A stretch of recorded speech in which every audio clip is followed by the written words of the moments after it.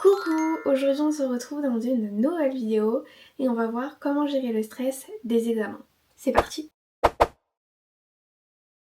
Afin de pouvoir bien gérer votre stress, il va falloir bien se préparer, notamment en écoutant bien en cours, en posant des questions si vous n'avez pas compris quelque chose et en faisant vos fiches directement après chaque chapitre. Faire des fiches, ça va vous permettre d'apprendre vos cours au fur et à mesure de l'année. Et du coup, ça va vous permettre d'être bien organisé dans vos cours et d'apprendre petit à petit et pas avoir un trop gros pavé à apprendre d'un coup. Surtout, rangez bien vos feuilles correctement. N'hésitez pas, si c'est des feuilles volantes que vos professeurs vous donnent, d'écrire la matière et la date, parce que ça m'est déjà arrivé de perdre des cours ou de simplement pas savoir à quoi ils correspondaient. N'hésitez pas non plus à trouver la façon dont vous apprenez. Moi par exemple, il faut que je fasse des fiches ou que j'y réécrive les cours à la main directement et c'est ça qui me permet d'apprendre le mieux. Ou sinon, je faisais également des petites fiches.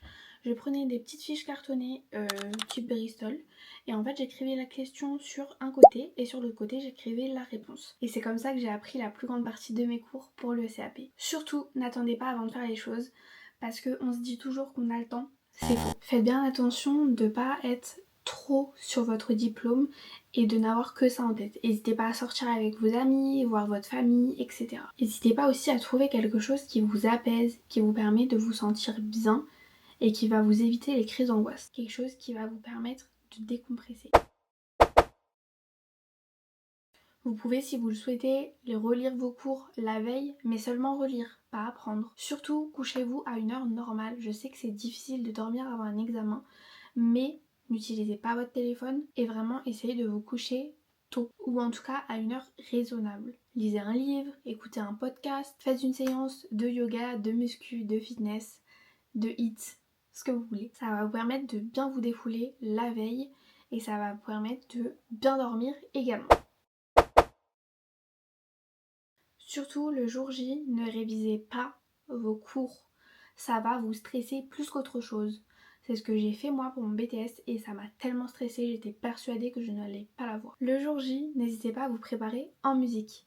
Il faut avoir une bonne vibe. Vous mettez votre playlist préférée, votre artiste préféré, votre chanson préférée et vous chantez. N'hésitez pas à crier, ça va vous permettre de vous détendre. Vous pouvez aussi danser si vous voulez. Ça va vous permettre encore une fois de bien vous réveiller, de vous mettre dans une bonne humeur et dans un bon état d'esprit pendant un examen écrit. Si votre stress est trop grand, que vous avez vraiment une boule au ventre trop importante et que vous n'arrivez pas à vous concentrer, n'hésitez pas à tout poser, à fermer les yeux et à reprendre vos esprits tranquillement. N'hésitez surtout pas à prendre quelques minutes pour essayer de vous calmer. Essayez de faire un exercice de respiration par exemple, ça va permettre de vous détendre un petit peu. Mais vous pouvez également réciter des choses positives à votre propos. Je vais y arriver, j'en suis capable, je vais réussir, je suis intelligente. Si c'est un examen oral et que vous stressez, que vous bégayez, que vous n'arrivez plus à former des phrases correctement, si c'est avant l'oral, faites la même chose que ce que je viens de vous dire pour un examen écrit. Mais si c'est pendant l'examen, n'hésitez pas à prendre des pauses, à faire des mini blancs. Ça va vous permettre d'appuyer votre propos, mais aussi de prendre des temps pour essayer de vous calmer et de retrouver vos mots et de construire votre phrase dans votre tête afin de la sortir sans dire en fait. Et surtout, n'hésitez pas à prendre un brouillon avec vous afin de noter les points essentiels qui vont vous permettre de retrouver la ligne conductrice qui va vous permettre de faire un oral top. Et voilà, j'espère que mes tips vous auront aidé ou vous aideront dans le futur.